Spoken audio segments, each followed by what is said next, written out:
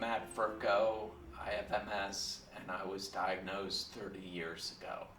And when I was diagnosed, they said they were pretty sure that it was MS, but at the time there was no cure. So they said, have a nice life, and we'll see you later. Multiple sclerosis patients face challenges beyond their physical ailments. A diagnosis often results in isolation, which can give rise to depression and anxiety. When someone is first diagnosed with MS, one of the things that I find they struggle with most of all is the loss of their previous self. In their minds, they have their entire lives planned out. And when they receive an MS diagnosis, they don't know what the future holds. I was an avid triathlete. I probably did 50 races in a 13-year period. Prior to my MS, I was, a healthy woman in her mid-50s.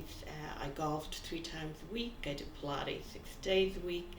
I loved to go back to Ireland, where I grew up, and hike and play golf and all those wonderful things, and that, was taken away.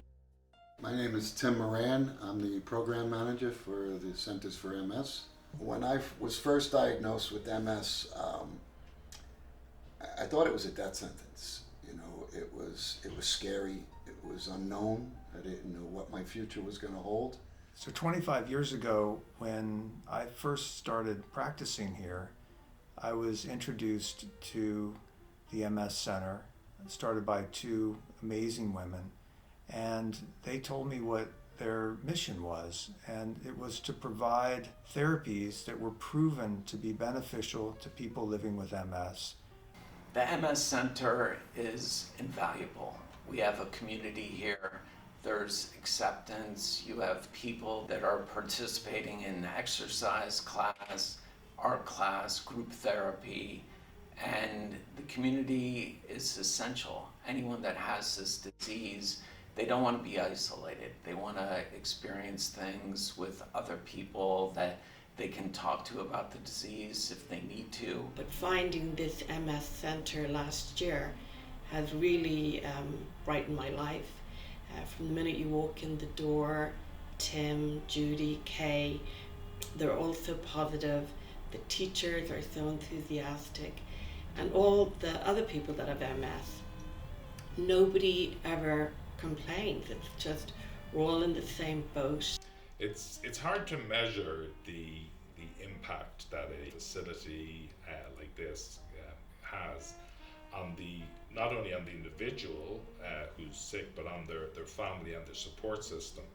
Somewhere where they can come and have a few hours away doing something really constructive for their disability. Like my sister was very positive, but I realized that it's hard to keep the positivity going without a support system. Family can only do so much.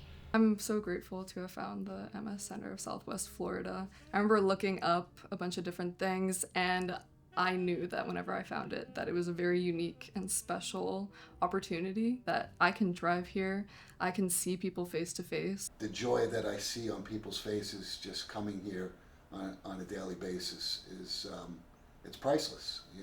These people, they create such friendships and a bond with other clients and staff members.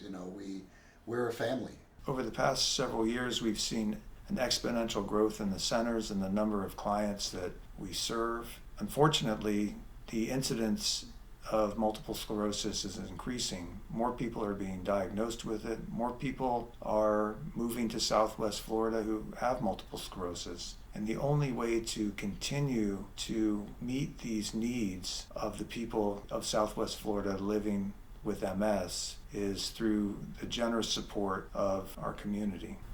The MS Center provides a tremendous sense of community for people living with MS. They have a tremendous sense of acceptance. No longer do they feel isolated whatsoever.